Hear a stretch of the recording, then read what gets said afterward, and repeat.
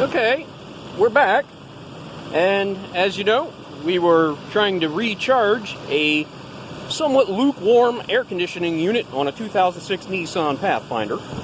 And if you remember at the start of my video, that needle was on about the 45. You see it here.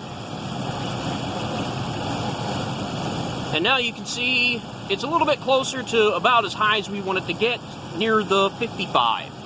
So the next step is to disconnect the valve from the recharger unit, which is real simple.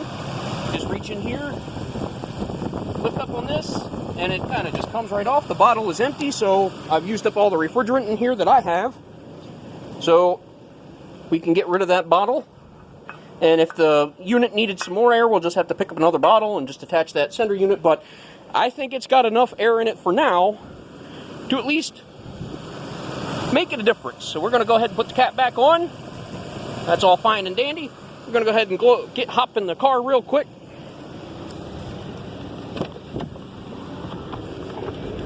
And we're going to hop in the cab. We're going to wind up the window. And yeah, I can already tell a difference. It's cooler than it was before, for sure. Now, it is a scorcher out here today where I live. It's about 90 degrees outside with very high humidity. So it's definitely going to make a big difference. And I can already feel that it is. So we're going to just let it run for a little while. Maybe take it for a little cruise. Let the system charge up a little bit more. And see how nice and cool this thing will get. And I think that's job well done.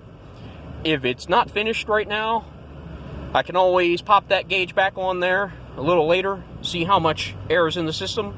I want to keep it in that green zone. You don't want to overcharge your system. That's very important. So that's why they tell you only go about 10-15 seconds at a time and just constantly check your level and see where it is, because the system will start building up pressure on its own. When I had emptied the bottle, it was only at about it wasn't quite up to that 55 mark.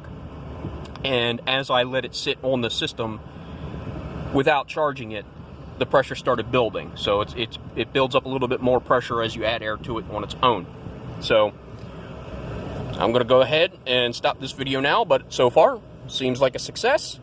And that's pretty much it. It's really simple, but the main real important thing is when you're recharging your air conditioning unit, do not overcharge it. Make sure you do not have any leaks in your system. That's the first thing they do if you were to take this thing to a shop, is they check the system with a dye, make sure there's no leaks in there, and then they charge it up. The other thing is, if your car's old enough, it might have the old R32 refrigerant, which they do not use anymore, and that would be a system conversion. I'm not sure what the price on that is now. It used to be fairly expensive, but basically they have to evacuate the whole system of the old air, get rid of it, so that's a fee there as well. And put a new refrigerant system into the I think it's the 134 now, is what they use. And fortunately, this vehicle is new enough where it's on the R134, so we don't have to worry about that. I believe, now don't quote me on this, but just off the top of my head, that the R32 went into effect somewhere around 1990-ish, 1991, 1992, somewhere in that area. I did have an old 1988 vehicle which had the old refrigerant in it, and I had to do the conversion on that. And then I had a vehicle from 1994 which already had the 134 in it, so there we go. That's what I'm basing my opinion on.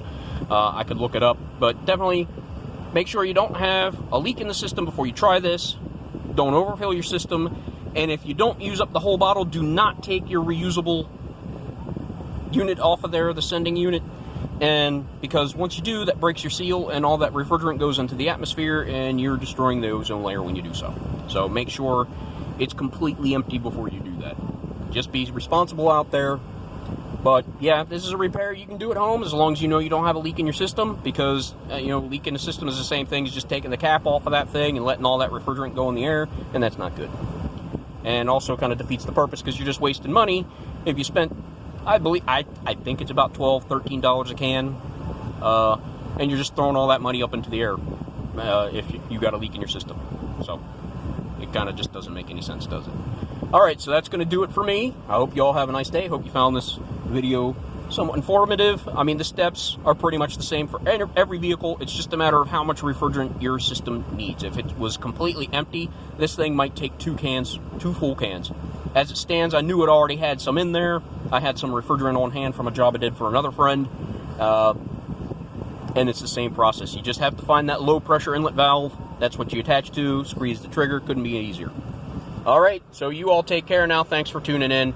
We'll see you next time on this repair corner here.